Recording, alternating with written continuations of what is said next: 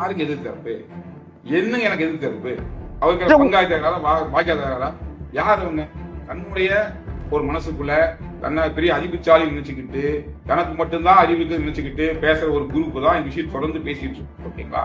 இருக்கட்டும், அவங்க அறிவாளி என்பதை நான் ஏற்றுக்கொள்கிறேன். ஆனா அவங்க மட்டும் தான் அறிவாளி, மற்றவங்க முட்டாள் சொல்றதை நான் வன்மையா கண்டிக்கிறேன். எல்லா பாமர மக்கள் எல்லாத்துக்கும் ஒண்ணு தெரியாது. நான் 60 லட்சம் பேரும் பாமர மக்கள். என்ன வார்த்தை இது? உலகத்தையும் நம்ம தான் படிச்சுக்கிறோமா? மத்த யாரும் படிக்கலையா? எல்லாரும் கை நாட்டா? என் கம்பெனில வந்து மெம்பரா இருக்கோம்னாலே டிராவல் பண்ணோம்னாலே குறைஞ்ச வச்சு ஒரு கேப்சா வச்சுட்டு போட தெரியும். அது கேப்சா போடணும்னு சொன்னா அதுக்கு இங்கிலீஷ் போய் தெரியணும், கூட நம்பர்ஸ் தெரியணும், அதுவும் குறிப்பிட்ட டைம்குள்ள சம் ஃபிராக்ஷன் செகண்டுக்குள்ள ரிசீவ் செய்யணும். அப்ப இன்கம் எடுக்க முடியுமா? எப்படி ஒரு பாமர மக்கள் உள்ள வருவாங்க? சோ எல்லா தரப்பு மக்கள் உள்ள இருக்காங்கன்னு சொன்னா இதுல நமக்கு மட்டும் தான் புத்தி இருக்குது, நான் மட்டும் தான் புத்திசாலி, எனக்கு மட்டும் தான் தப்பு தெரியுதுன்னா என்ன அர்த்தம்? நான் என்ன சொல்றேன், இந்த கம்பெனி போக்கு நீங்க நடத்துங்க, நான் வேணா கூட சேர்ந்து வேலை செய்யறேன், இல்ல இந்த 60 லட்சம் மக்களுக்கு வழி சொல்லுங்க, விட்டு போட்டு நான் வேற வேலையை பாக்குறேன், நான் ஏன் ஸ்கேம் பண்ணணும்?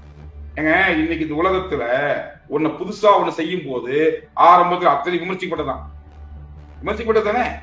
அப்போ அந்த விமர்சனம் தாண்டி யார் நின்னாங்களோ அது சக்சஸ் தான் மாறி இருக்கு. அதான் சொல்லுங்க, பிளைட் கண்டுபிடிக்கும் போது பறக்க முடியும் சொல்லி முயற்சி பண்ணும்போது கொஞ்சம் பேர் உளுந்து கையை காலம் பேசுறாங்க, நான் மறுக்கல.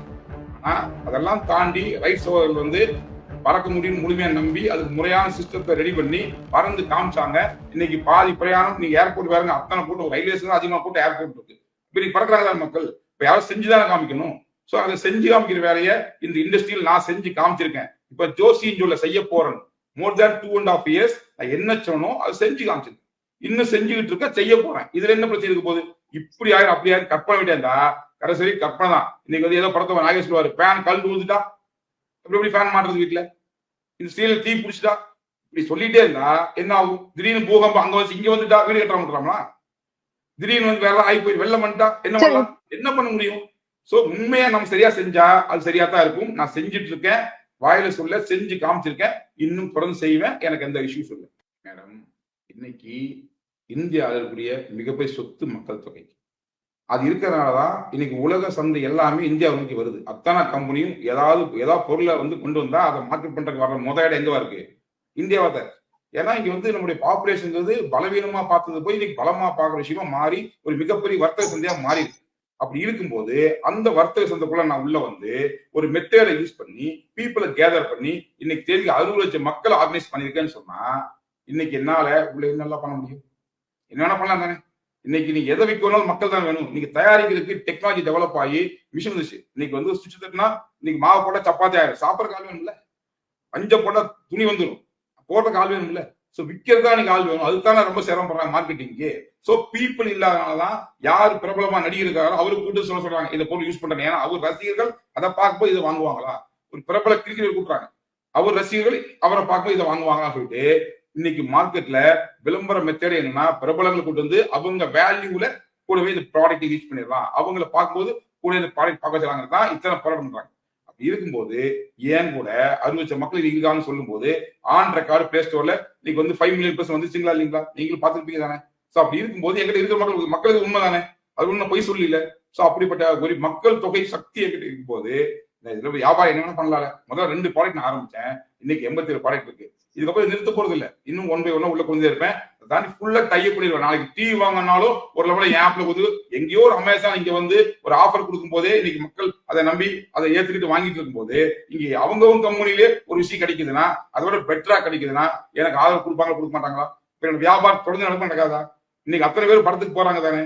ஒரு புக் மை ஷோ இருக்கு, நான் என் சேனல் டைப் பண்ணி விட்டேன்னா என்னுடைய மெம்பர்ஸ் படத்துக்கு போனா என் சேனல் பண்ணிட்டு போகும்போது அது அந்த சேனல் டைப் பண்ண எம்ஓஐ போட்டா கூட அதுல போகும்போது 2% எனக்கு லாபம்னா தேர்வு வேலை கிடைக்கும். இப்படி எத்தனை ஆப் இருக்கு. நான் சிம்பிளா சொல்ற அடிக்கடி சொல்றதான், இன்னைக்கு உலகத்துல அத்தனை பிசினஸும் ஆப் வந்தாச்சு. உங்களுக்கு கார் வேணுமா அதுக்கும் ஆப் தான், சோறு வேணுமா ஸ்விக்கி ஜொமேட்டோ அதுக்கும் ஆப் தான். அப்போ ஒட்டுமொத்த பிசினஸும் இன்னைக்கு ஆப் தான் சொல்லும் போது அதுக்கான மக்கள் தேரக்கம் சிரமப்படுறாங்க சொல்லும் போது ஒரு ஆப்பையும் கூட மக்கள் வச்சிருந்தா இன்னைக்கு நான் யாருக்கு டைப் பண்ணாலும் உடனே அங்க டைப் போடுவாங்க, ரிஜெக்ட் பண்ணுவாங்க.